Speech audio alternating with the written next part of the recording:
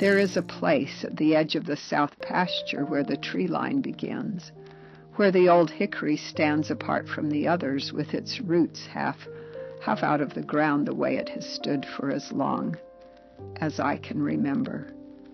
I have walked past that tree 10,000 times in my life. Every morning for 47 years, I walked past it on my way to the hen house. And every morning for 47 years, I did not look at what is buried 12 feet to the left of it. I knew exactly where it was.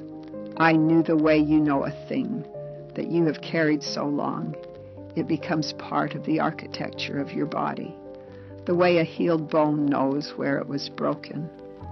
My husband Samuel walked past that tree every day of his life until the day he died, and he never knew. He died in the spring of 1916, in the bedroom of the house his father built, with his hands folded on the quilt, and his face peaceful in the way of men who have lived a long life and made their peace with it.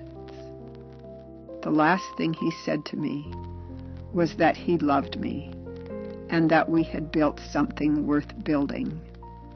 He did not know that 12 feet to the left of the old hickory at the edge of the south pasture, there are the remains of a man I killed in August of 1864 with Samuel's own rifle. I am going to tell you this now because Samuel is gone, and because I am 68 years old, and I do not know how many years remain to me, and because this is a thing that deserves to be said aloud, even if the only person who will ever hear it is the one who has carried it. I have carried it for 47 years in complete silence. I have been, by most measures that the people around me would apply, a decent woman and a good wife, and a mother of 4 children who grew into people worth knowing. I have managed all of this while knowing what I know about what lies in the ground, 12 feet to the left of the old hickory. I want you to understand something before I tell you the rest. I do not think I did wrong.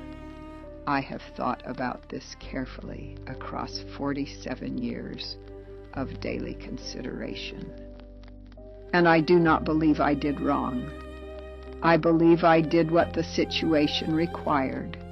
And I believe that any person who had been standing where I was standing on that August morning would have done the same, or would have wished they had the courage to do it if they had failed to. I want to be clear about this before I begin, because what I am about to tell you sounds worse in the telling than it was in the doing, and I want you to have the frame before you have the picture. My name is Margaret Ann Whitfield, born Calder, in the year 1849, in Augusta County, Virginia, in the Shenandoah Valley. I was the eldest of 5 children born to James and Eleanor Calder, who farmed 280 acres of limestone country in the Middle Valley between Staunton and Waynesboro.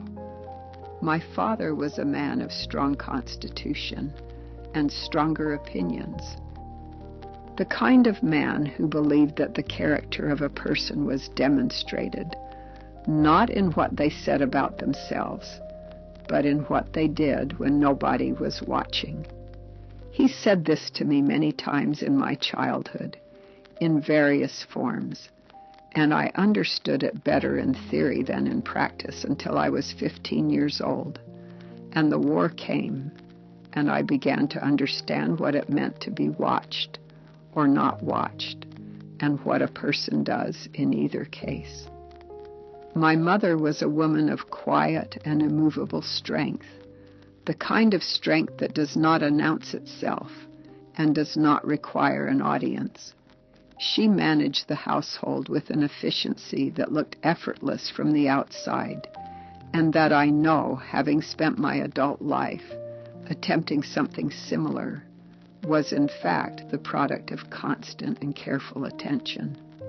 She taught me everything that mattered about the running of a farm and a household, and she taught me by showing me rather than telling me. Which is the more honest method and the one that takes longer to forget? I grew up in the valley in the years before the war, and the valley in those years was a particular kind of place that I do not think exists anymore, and that I am not sure could be recreated even if someone wanted to try. It was a place of genuine community, by which I mean not merely that people knew each other, but that they depended on each other in practical and daily ways, that the knowledge of your neighbor's circumstances and your neighbor's needs was not a form of nosiness, but a form of mutual insurance, a system of informal obligation that functioned because everyone understood that they were both its beneficiary and its contributor. I grew up inside that system, and I took it entirely for granted, the way you take for granted anything that has always been there. And I understood its value only when the war began to dismantle it, piece by piece. I was 12 years old when the war started. I will not tell you that I understood what it meant, because I did not. I understood that the men were leaving, and that the women and children and old men who remained behind were going to have to manage without them, which we did, with varying degrees of success.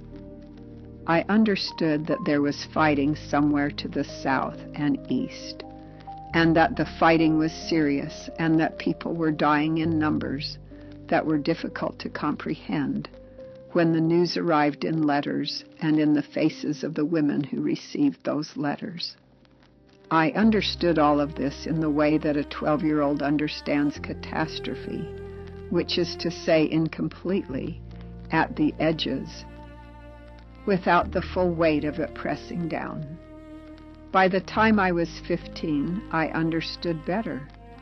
By the time I was 15, my father had gone to the war, and 2 of my uncles and 3 of our neighbors, and the eldest son of every family in the county, who was old enough to carry a rifle. By the time I was 15, the valley had begun to change in ways that went beyond the absence of the men, ways that had to do with the movement of armies through a landscape that armies had not moved through before and that was not designed to accommodate them.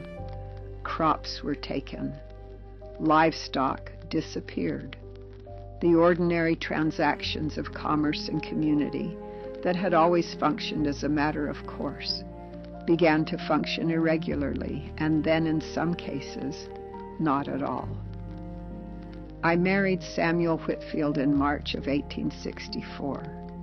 I was 14 years old. I want to explain this because I know how it sounds to modern ears. And I want you to understand the context in which it was a reasonable decision made by reasonable people. My father had been gone for 2 years. The farm needed managing. My mother had 4 younger children to care for. Samuel Whitfield was 22 years old, a neighbor's son who had been exempted from Confederate service because of a weakness in his right lung that the examining physician had determined made him unfit for the field.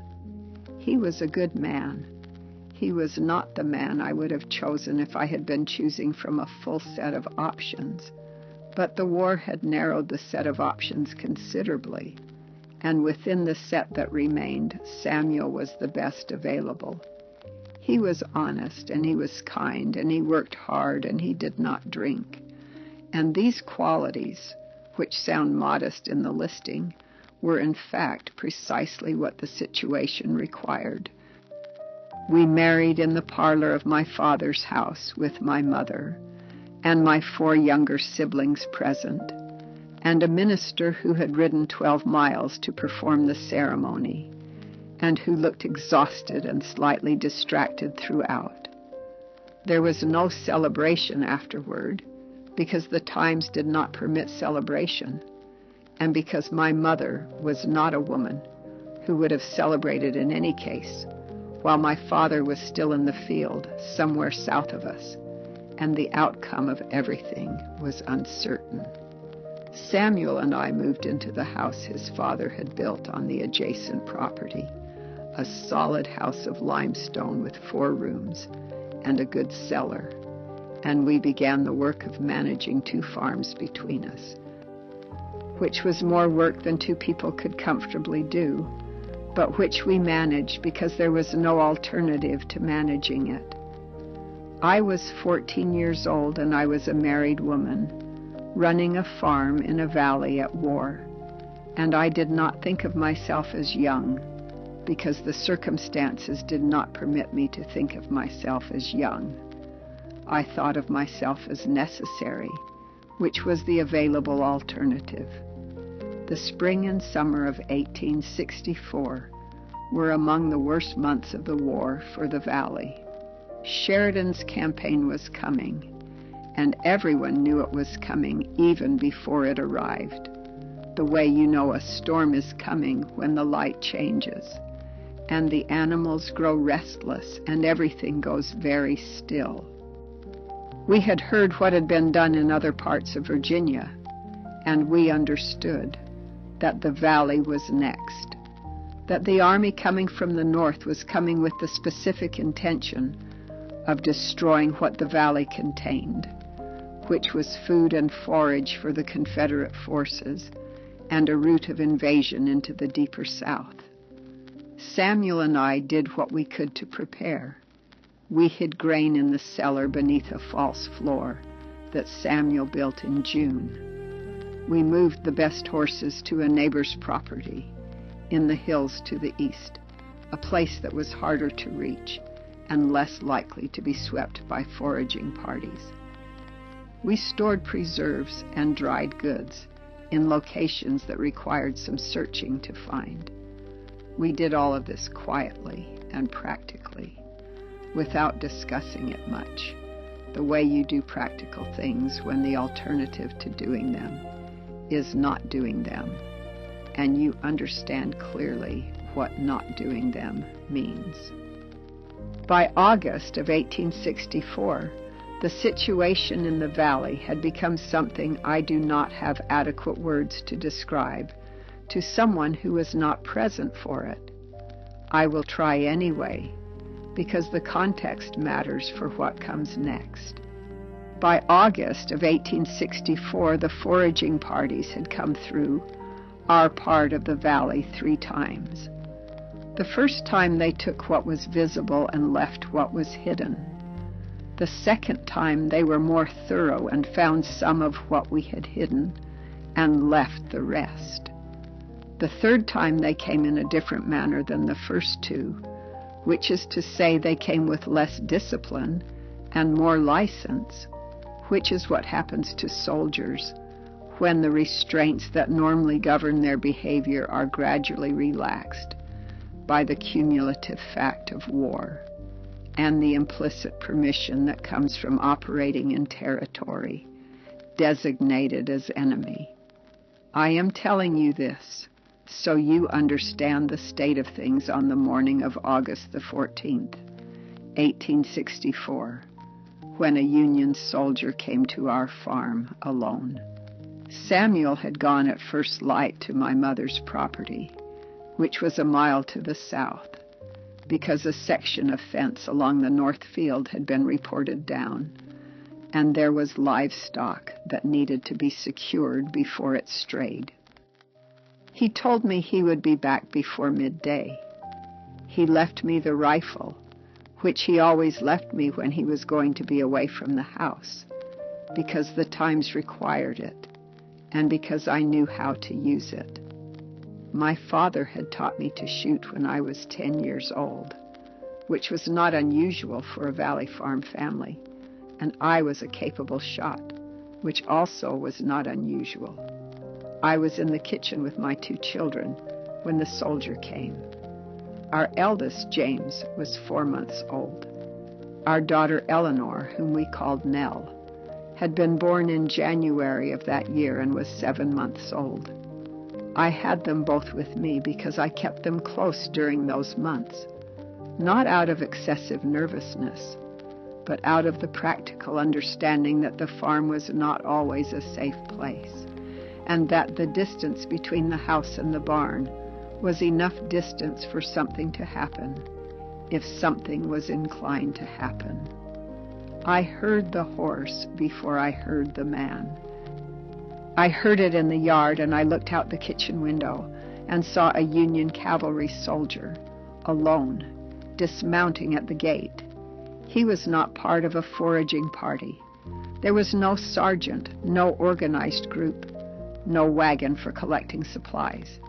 He was one man, alone, on a horse, and he was coming through our gate in the middle of the morning with no one accompanying him.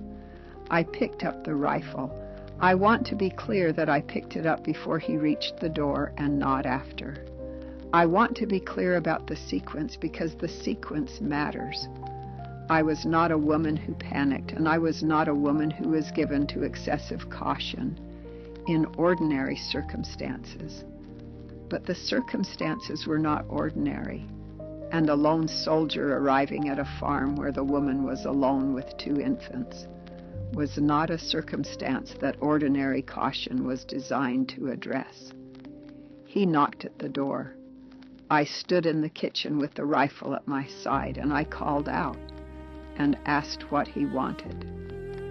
He said he wanted food and water, which was a reasonable request and not itself alarming. Soldiers asked for food and water. This was something that happened and that farm women in the valley had learned to manage, the navigation between providing enough to avoid provoking hostility and providing so much that you had nothing left for your own family. I told him I would bring water to the door. I went to the door and opened it and held the water out, and he took it and drank, and then he looked past me into the kitchen, and he saw the children, and then he looked at me, and something in his expression changed. I have thought about that moment many times. I have tried to be as honest as possible in my recollection of it, because I want to be fair to the man, even now, even given what followed. What I saw in his expression when it changed was not what I had feared. It was not the expression of a man calculating what he might take. It was something more complicated than that, something that I might, in different circumstances, have found almost human. He looked at the children with something that resembled grief or recognition or both. He was young. He was perhaps 20 years old. He had the look of a man who had been a long time in the field and who had seen a great deal that he had not been prepared to see, and who was, in some fundamental way, no longer the person he had been before he saw it. But then he pushed the door open. He did not ask. He did not wait. He simply put his hand against the door and pushed it open and stepped into the kitchen, and I stepped back, and he looked around the room with the assessing look of a man taking an inventory, which is exactly what he was doing. I told him to stop. I said it clearly and without trembling, which I mentioned not to make myself sound braver than I was, but because the absence of trembling in my voice was something I noticed, and that surprised me, given what I was feeling. I told him to stop, and he did not stop. He moved toward the shelf where I kept the preserves, the jars that Samuel and I had spent weeks preparing, the food that was going to carry us through the winter, and he began to take them down one by one and set them on the table. I raised the rifle. I told him again to stop and to leave, that he had had his water, and there was nothing here for him. He turned and looked at the rifle and then at me, and he made a decision, and I could see him making it, and the decision he made was that I would not fire. I could see this in his face as clearly as if he had said it aloud.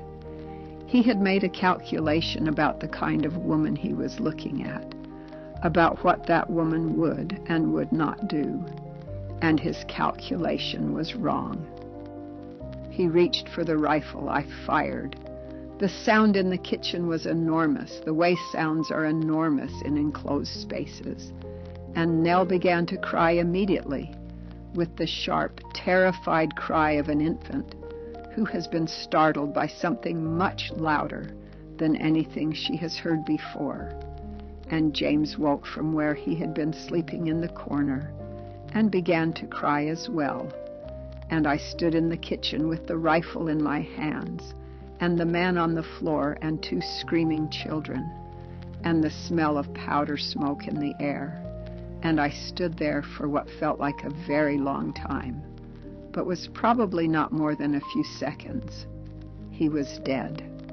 I knew this immediately, with a certainty that required no confirmation, but that I confirmed anyway, because I am a thorough person, and thoroughness in a situation like this one is not a quality you set aside. I knelt and confirmed it, and then I stood up, and I went to the children, and I picked up Nell and held her against my chest until she stopped crying, and then I picked up James, and I held them both, and I stood in the kitchen with a dead man on the floor, and I thought about what I was going to do. What I could not do was tell Samuel. This is the thing that requires the most explanation, I know, because the natural question is why?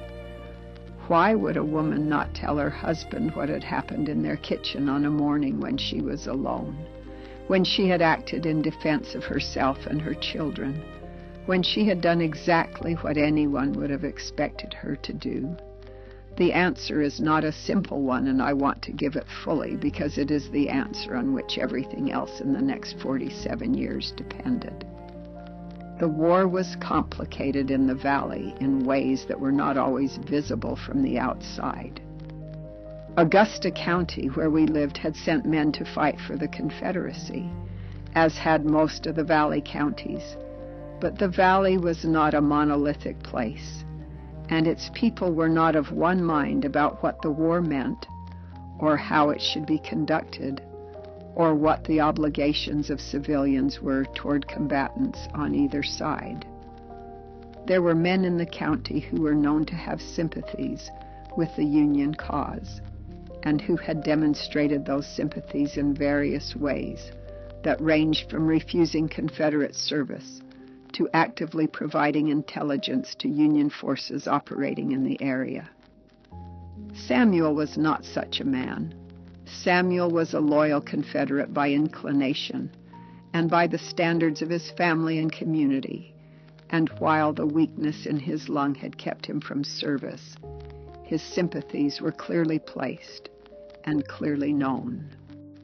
In that context, the killing of a Union soldier on our property, however justified, was a fact that had the potential to be understood differently by different people, depending on their inclinations and interests. I did not know on the morning of August the 14th whether the soldier had told anyone where he was going. I did not know whether someone would come looking for him and find him in our kitchen and draw conclusions from that finding. I did not know what those conclusions might lead to or what they might cost. What I knew was that a dead Union soldier on our property was a problem of a particular kind, and that the most reliable solution to that problem was the one that involved the fewest people knowing about it. I wrapped him in the canvas we used for storing grain. I did this while the children slept in the afternoon, having cried themselves back to sleep, and I did it quickly and without ceremony, and without thinking about it more than the task required. I brought the horse into the barn and unsaddled it and turned it loose after dark, because a horse wandering riderless was a thing that happened in wartime, and would not of itself attract the specific kind of attention I was concerned about. I cleaned the kitchen floor. I put the preserves back on the shelf. That night, after Samuel was asleep, I went out to the edge of the south pasture with a spade. It took me 2 hours. The ground was hard in August, but I was a strong woman, and I was motivated by the kind of purpose that makes ordinary physical limits temporarily irrelevant.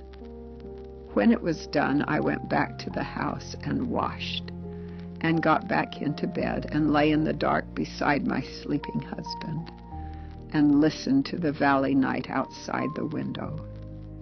Samuel came down to breakfast the next morning and ate what I put in front of him and talked about the fence repair and what else needed doing that week. And I sat across from him and ate my own breakfast and answered his questions about what else needed doing that week. And neither of us mentioned anything unusual, because there was nothing unusual to mention. That was how it began. And that is how it continued for 47 years. In the weeks that followed, I waited for someone to come looking. This was the most difficult period, the first weeks and months, because the uncertainty was worse than any concrete outcome would have been. I had no way of knowing whether the soldier had told someone where he was going that morning, whether anyone had seen him ride in the direction of our farm, whether a missing man would generate a search that would find his horse and trace it back to us. I went about my days with this uncertainty sitting at the center of everything, present in every conversation and every ordinary task. And I managed it by refusing to let it show, which was an act of sustained will that I do not think I could have maintained if I had not understood from the beginning that there was no alternative. No one came. A week passed, and then 2, and then a month, and no one came with questions about a missing cavalry soldier, and no one connected anything to our farm. The war continued to move through the valley, and the noise and disruption of it provided a context in which one missing man was simply one item in a very long list of missing things, unremarkable in itself, quickly overtaken by the larger movements and losses that the autumn brought. Sheridan's campaign reached our part of the valley in October. The burning was thorough, as it was throughout the region, and what it left behind was a landscape that looked like the aftermath of a punishment, which is what it was. Samuel's father's barn was burned. The stored grain we had not successfully hidden was taken. 2 of our remaining cattle were gone by the time the armies moved south. We managed through the winter of 1864 and into 1865 on what remained, which was less than we needed and more than some of our neighbors had. The war ended in April of 1865. My father came home in June, thin and gray-faced, and quiet in a way he had not been quiet before, with the particular quietness of a man who has seen things that he has decided not to describe, and who is in the process of deciding whether the decision is permanent or temporary. I believe for my father it was permanent. He never spoke of what he had seen and done in 4 years of war, not to me, not to my mother, not to anyone that I know of. He simply came home and went back to the work of the farm and carried whatever he carried in the silence that he had apparently decided was the appropriate container for it. I understood this. I understood it better than he knew. Samuel and I rebuilt through the late 1860s, as everyone in the valley rebuilt, with the slow and effortful patience that reconstruction requires when everything that was destroyed was also everything you depended on. We had 2 more children after the war, a son named Thomas, born in 1866, and a daughter named Clara, born in 1869. and the household grew, and the work grew with it, and the farm gradually became again what it had been before. Not exactly the same, but sufficiently similar that ordinary life was possible and, on some days, even good. I walked past the old hickory every morning. Every single morning of those years I walked past it on my way to the hen house. And every single morning I did not look at the ground 12 feet to its left. And every single morning the knowledge of what was there was present in my body, the way I have described, the way a healed bone knows where it was broken. It was not a screaming awareness. It was not the kind of knowledge that disrupts ordinary function or that announces itself in the middle of conversations or that wakes you in the night, at least not after the first years. It was simply there, a permanent feature of my interior landscape, the way certain things become permanent that you did not choose and cannot change. There were moments that were harder than others. There was a Sunday in 1867 when a minister from a congregation to the north gave a sermon about the obligation to confess, about the weight that unconfessed sin places on the soul, and the relief that confession provides. And I sat in the pew beside Samuel and listened to this sermon with a quality of attention that I can only describe as involuntary, as though my body had decided to listen carefully to something that my mind would have preferred to ignore. I sat there and I thought about what confession would mean, and what it would cost, and who it would damage. And by the time the sermon ended, I had arrived, as I always arrived when I thought carefully about this question, at the same place I had been since August of 1864. I would not confess. Not because the weight was not real, but because the cost of removing it was greater than the cost of carrying it. The cost of removing it would fall on Samuel, who had not known, and therefore bore no responsibility. The cost of removing it would fall on my children, who were innocent of everything, and who would grow up in the shadow of a thing that was not theirs to grow up in the shadow of. The cost of removing it would fall on the community around us, which had already been damaged enough by the war and did not need the additional complication of this particular revelation. I chose to carry it myself. I believe this was the right choice. I believe it was the more generous choice, and I make no apology for it. Samuel was a good husband. I want to say this clearly and without qualification, because I think it matters, and because I have perhaps not said it clearly enough in the earlier part of what I am telling you. He was kind to me and to the children. He worked hard, and he was honest, and he never raised his hand to anyone under his roof, which was not universal among the men of his time and place, and which I regarded then and regard now as a mark of genuine character. He loved me in the practical and consistent way of a man who expresses love through action rather than declaration, through showing up every day and doing what the day requires, and never giving you reason to doubt that he will show up tomorrow. I returned this love as fully as I was able, which was fully enough, I think, for him to have been a happy man.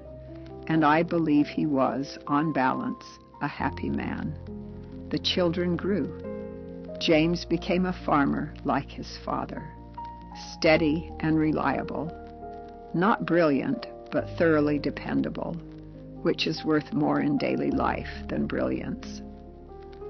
Nell married a man from Rockbridge County and moved there in 1882 and had 4 children of her own.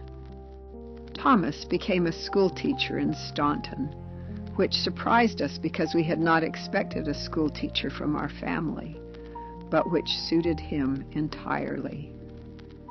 Clara married late, at 26, which was considered late in those years, and moved to Augusta County proper and had 2 children and managed a household with the same quiet efficiency that I had always admired in my mother. These were my accomplishments. 4 children raised and launched into lives of their own. A farm maintained and in some respects improved over the course of 30 years of joint effort. A marriage that lasted from 1864 to 1916 without serious rupture. These are the things that I would point to if someone asked me to account for my life. And they are real things, and I am not dismissing them by pointing also to the other thing, the thing that sat alongside all of them for 47 years. The 2 can coexist. I know this because they did. There was one moment in all those years when I came closer to telling Samuel than I had ever come before or after. It was in the winter of 1891, during a period when he was ill with a fever that lasted 3 weeks. And that frightened me more than I allowed myself to show, because the possibility of losing him had a way of clarifying what I had and what it had meant. He recovered, but in the days when the fever was at its height and the outcome was uncertain, I sat beside the bed in the evenings after the children were grown and gone, and I looked at his face, and I thought about what it would mean to let him die without having known the full truth of the woman he had been married to for 27 years. I thought about it for 3 evenings, and then the fever broke, and the moment passed, and I understood, once it had passed, that I had been thinking about what I needed rather than what he needed, and that what he needed, if he recovered, was a wife who was fully present and fully functional, and not encumbered by the consequences of a revelation that served no purpose except to relieve my own long-accumulated weight. He recovered. I said nothing. I went back to the work of the farm and the household and the life we had built, and the thing went back to where it had always been, present and silent, 12 feet to the left of the old hickory at the edge of the south pasture. The years continued in this way. They do not require detailed accounting because the shape of them was consistent. The ordinary texture of a long life on a farm, in a valley that had been through a great deal and had come out on the other side of it. There were seasons that were harder and seasons that were easier. There were deaths that needed grieving and births that deserved celebrating, and the 1,000 smaller events that fill the years between the large ones. And every morning I walked past the old hickory, and every morning I knew what was there, and every morning I continued on to the hen house and did what the morning required of me. I was good at this. I want to be honest about that. Some people would have been broken by 47 years of this particular knowledge. I was not broken. I am not sure what this says about me, whether it reflects a strength I should be proud of, or a capacity for compartmentalization that a different kind of person might regard as troubling. I have thought about this question across the years without resolving it. What I know is that I functioned. I was present for my children, and for Samuel, and for the community around us. I was not haunted in the way that the word is usually meant. I simply knew always what I knew, and I carried it with me, and I continued. Samuel began to slow in his late 60s in the way that men who have worked hard all their lives sometimes slow, not suddenly, but gradually, the way a river slows as it approaches flatland, losing force without losing direction. He rose later than he had always risen. He left more of the heavier work to the hired hand we had taken on since James had gone to his own farm.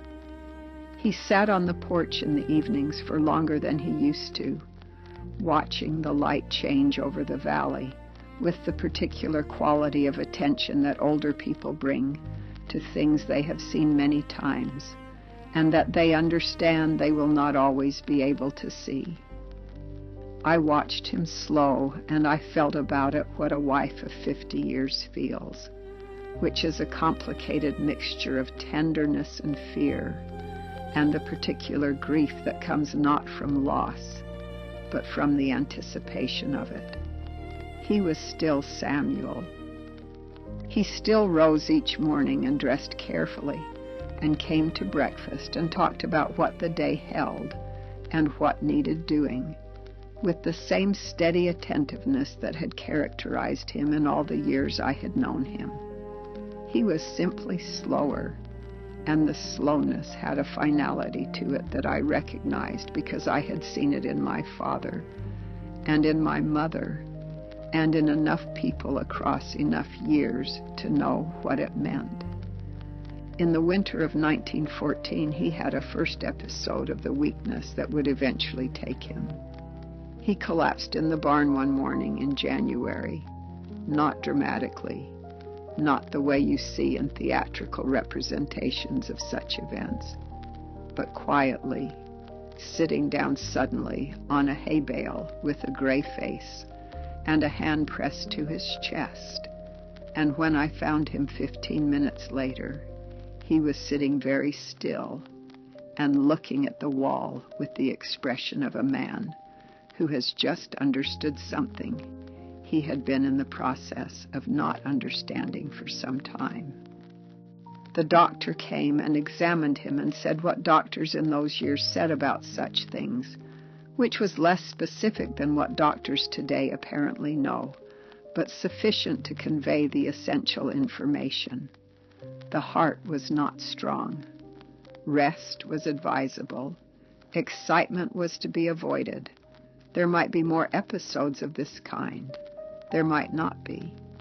The future was uncertain in the specific way that it becomes uncertain when a particular organ announces its intention to eventually stop. Samuel took this information with the equanimity that he brought to most things, which I will admit sometimes irritated me in its completeness, because there is something slightly exasperating about a man who is constitutionally incapable of being more disturbed than the situation strictly requires. He rested more. He let the hired man do more. He continued to sit on the porch in the evenings and watch the light change, and I sat with him more often than I had sat with him in the busy years, because the busy years had made sitting on the porch a luxury, and the slower years made it a priority. And I was grateful for this, even as I was afraid of what the slowness meant. It was during this period, the 2 years between his first episode and his death, that the question of whether to tell him came back to me with a force it had not had since the early years. I had suppressed it for so long and so successfully that it had become almost theoretical, a matter I had decided, and that therefore did not require revisiting. But something about watching him slow, about sitting beside him in the evenings, and understanding that the evenings were finite in a way they had not previously felt, brought it back with a concreteness that the theoretical version had lacked. I want to tell you what I thought about during those evenings. I thought about whether he deserved to know.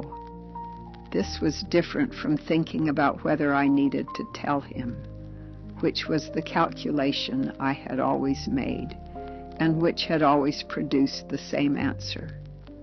Whether he deserved to know was a different question, one that started from his position rather than mine, and it produced an answer that was less simple. He had been married to me for 52 years. He had shared his life with me fully and without reservation. in the way of a man who does not keep things from his wife, because it does not occur to him to keep things from his wife. He had told me everything that seemed to him worth telling, the small and the large, the embarrassing and the proud, the hopeful and the fearful. He had given me the full account of himself with the implicit assumption that the account he was receiving in return was equally full. This assumption had been wrong for 52 years, and he had never known it was wrong. And the question I sat with on those evenings was whether that wrongness constituted an injury that I had inflicted on him across the full length of our marriage. I believe it did. I want to be honest about this. I believe that withholding a truth of that magnitude from a person you have promised your full self to is an injury, however necessary or justified or carefully reasoned the withholding may be. I believe Samuel was owed a fuller account of the woman he had married than the account he had. I believe this was true even though telling him would have served my needs more than his, even though the cost of telling him would have been considerable and the benefit to him unclear, even though all the practical arguments against telling him were exactly as sound in 1914 as they had been in 1864. I believe it was a wrong that I did him, of a different kind than the wrong I had prevented, and that the calculation I made in August of 1864 was correct, and also simultaneously a wrong. I held this understanding, and I did not tell him. The practical arguments had not changed, and they were not less valid for being accompanied now by a clearer moral accounting. He was old, and his heart was weak, and the thing I would have been giving him was not a gift. I chose again to carry it for both of us. I believe again that it was the right choice. I hold both of these things at the same time, and I find that they do not cancel each other out but simply exist together, which is how most difficult truths work when you have had long enough to look at them honestly. His second episode came in February of 1916. This one was more serious, and the doctor made less effort to be encouraging about it, which I appreciated because I was 67 years old, and I did not need to be managed. He recovered partially, but not fully, and the partial recovery meant that he spent more time in bed and less time anywhere else, and I spent more time sitting beside the bed, and the evenings on the porch became evenings in the bedroom, with the window open when the weather allowed, so that he could hear the valley sounds that he had heard every evening of his life. He died on the 14th of April, 1916. It was a Sunday. The morning had been fine, and the valley was beginning to green in the way it greens in April, and we had the window open, and the light was coming in at a gentle angle, and he was conscious, and he knew where he was, and he knew who was beside him. He said that he loved me. He said we had built something worth building. He said these things in the quiet, plain way he said everything, without performance and without drama. And then he closed his eyes. I held his hand for a long time after he was gone. I sat in the bedroom with the window open and the April light moving slowly across the floor, and I held his hand, and I thought about 52 years, which is a very long time to share a life with a person, and also at the end, not long enough. I thought about all of it. I thought about the morning in August of 1864, and the evenings on the porch, and the children, and the winters, and the ordinary days, the 10,000 ordinary days that make up a long marriage, and that are, in the end, the whole of what a marriage consists of. I thought about the old hickory at the edge of the south pasture, and the thing 12 feet to its left, which had been there for 52 years, and which would be there after I was gone, and which Samuel had walked past every day of those 52 years without knowing. There is something I want to say about the nature of secrets before I finish with Samuel's death, because I think people misunderstand what a long secret does to a person, and I want to correct the misunderstanding, at least as it applies to my particular case. A secret of this kind is not a wound that festers. That is the image people reach for, and it is the wrong one, or at least it was wrong for me. A wound that festers is painful, and it spreads, and it eventually demands attention.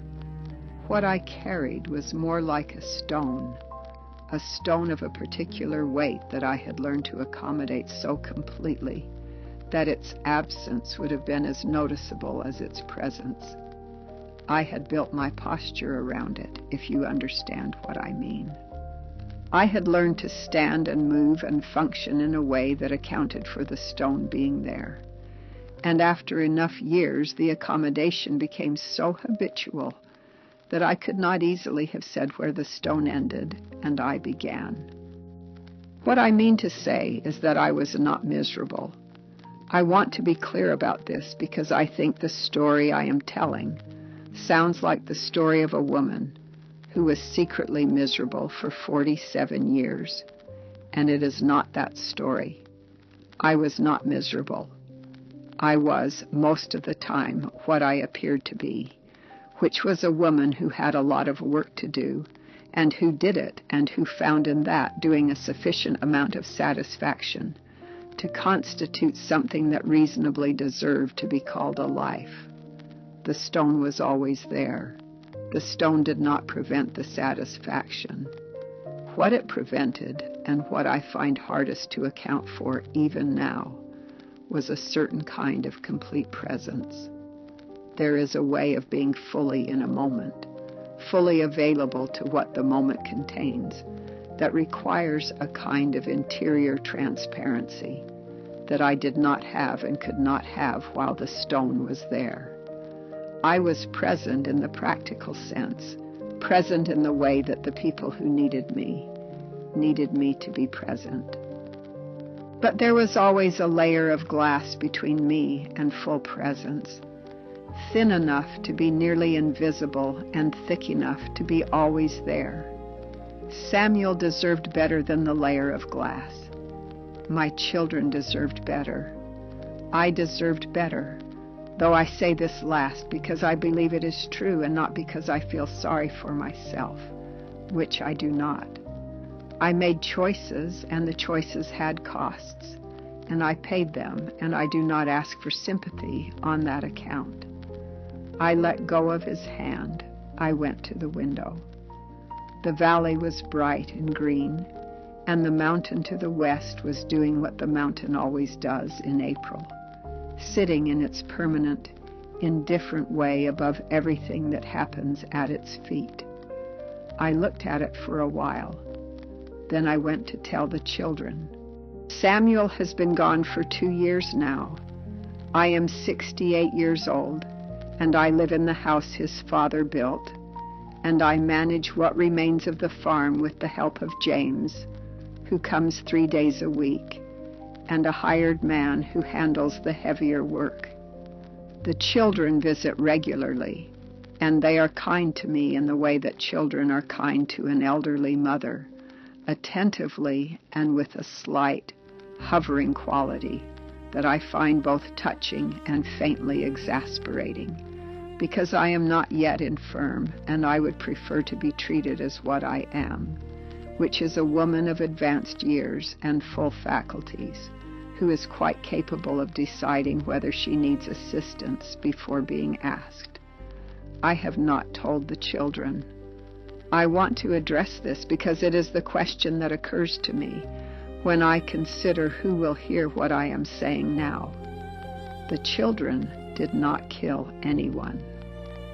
The children were innocent of everything, and they have remained innocent of everything, and I have no intention of delivering to them in their middle age a piece of information that will change nothing except their understanding of a mother they thought they knew. There is nothing to be gained by it. The man is dead and has been dead for 54 years, and whatever record he left in this world has long since been absorbed by the larger record of the war, in which his disappearance was one entry among hundreds of thousands, and which is now the subject of history books rather than active investigation. I will take this to my grave. I want to be clear about that. What I am saying now is not a confession in the sense of something I intend anyone currently living to hear. It is something else, a statement of account, a record made for its own sake, because I am at the age when the things you have carried begin to feel like they deserve to be acknowledged, even if the acknowledgement serves no practical purpose. I am saying it because it is true, and because the truth of it has occupied a significant portion of my interior life for 47 years, and because it seems to me that a truth of that significance deserves, at minimum, to be stated once aloud. I have been back to the old hickory since Samuel died. I have gone there deliberately, which I did not do in all the years when Samuel was alive. When my morning passage passed, it was always on the way to something else, and never a destination in itself. I have gone there in the early morning when the light comes, at a low angle across the south pasture, and the dew is still on the grass, and the valley has its morning quality of having just arrived at itself again after the night. I have stood 12 feet to the left of the tree, and I have looked at the ground, and I have said in a quiet voice that no one was near enough to hear, that I am sorry for what I did, and also that I would do it again. These two things are both true. I am sorry, not in the sense of believing I made the wrong choice, because I do not believe that, but in the sense of recognizing that a young man died, and that his dying was my doing, and that regardless of the justice or necessity of it, a young man dying is a thing to be sorry about. He had a mother somewhere. He had perhaps a wife or a sweetheart or plans for after the war. He came to our farm in August of 1864 looking for food, which is what soldiers do, and he made a decision that was dangerous, and I responded to it in the way that I had been prepared to respond to dangerous decisions. And he died in my kitchen on a Tuesday morning, when the summer was hot, and the valley was burning, and my children were sleeping in the corner. I am sorry about that. I carry that sorrow the way I have carried everything else, which is to say steadily, and without letting it overwhelm the caring. The tree is still there. It will be there after I am gone.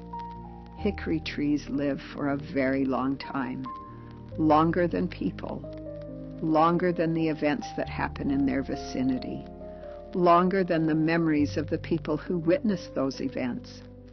The roots continue to push further out of the ground every year, which is what hickory roots do as the tree ages, and the tree itself is larger than it was in 1864, and will be larger still in another 50 years. And it does not know, and has never known, what is 12 feet to its left, because trees do not know things in the way that people know things. And I have always found this to be a small but genuine comfort. I think sometimes about what it means to keep a secret for 47 years, what it costs, and what it preserves. People will tell you that secrets are destructive, that they corrode the person who keeps them from the inside, that they undermine the relationships built on top of them, and hollow out the life in which they are embedded. I have found this to be partially true and partially false, which is the condition of most things people say with great confidence about how the interior life works. The secret did not corrode me. I am an old woman, and I am intact, which is to say I am in possession of my faculties and my history and my sense of who I am. And the secret is part of who I am in the same way that everything else is part of who I am. Integrated rather than separate, known rather than suppressed. What it did was something more subtle than corrosion. It created a boundary, not a wall, because walls are barriers, and this was not a barrier. A boundary, a line I could not cross in certain directions, which meant that there were places in myself and in my relationships with other people that I could approach, but not fully enter. Whether the price was worth the thing it purchased, I honestly do not know. The thing it purchased was Samuel's peace of mind across 52 years of marriage. It purchased my children's untroubled understanding of their family and their history. It purchased the continuation of a life that was, by any reasonable measure, a good life, full of real things and real people and real accomplishment. These are not nothing. I do not regard them as nothing. But I also do not know who I might have been without the stone. I do not know what kind of presence I might have been capable of, what kind of transparency, what kind of complete and unguarded being with another person, if I had not been carrying the particular weight I carried from the age of 15 onward. I do not know, and I cannot know, and the not knowing is itself a kind of loss that I have added to the ledger without knowing on which side it belongs. What I know is this: a woman can do what I did. A woman can kill a man in defense of her children and bury him in the south pasture and go back into her kitchen and clean the floor and put the preserves back on the shelf and go on to live 52 more years in the same house and raise 4 children and tend a farm and be a wife and a neighbor and a member of a community and carry all of it in complete silence from the age of 15 to the age of 68 without breaking. A woman can do this. I am the evidence. Whether she should is a question I leave to other people, because I have thought about it for 47 years, and I am no longer certain that I am the right person to answer it. What I know is what I did, and why I did it, and what it cost. I have given you that account as honestly as I am able. I have not softened it, and I have not made it worse than it was. It is simply what happened in a kitchen in Augusta County, Virginia, on a Tuesday morning in August of 1864, and in all the mornings after it, and in this morning too, which is the morning I am speaking to you, which is 2 years after my husband died, and 54 years after the morning that made me who I became. I am not a wicked woman. I am not a saint. I am a woman who was put in a situation that required a decision, and who made one, and who has lived with that decision for the remainder of her life with as much honesty and as much steadiness as she could manage. The hickory is still there. The valley is still there. The morning light comes across the south pasture the same way it has always come, at the low angle, touching the tops of the grass first, and then the ground, and then the roots of the tree. And I see it from the kitchen window every morning when I come to make my breakfast. And every morning I know what I know, and every morning I make my breakfast and go on with the day. That is all. That is the whole of it. I have carried it long enough to know its exact weight, and now I have set it down here for a moment, and it has not gotten lighter for the setting down. but it is mine, and I claim it. And I do not wish it had been otherwise, because the otherwise would have required me to be someone other than who I am. And I have been this person for 68 years, and I have no interest in becoming someone else at this late stage. Take from it what you will. I have given it to you honestly,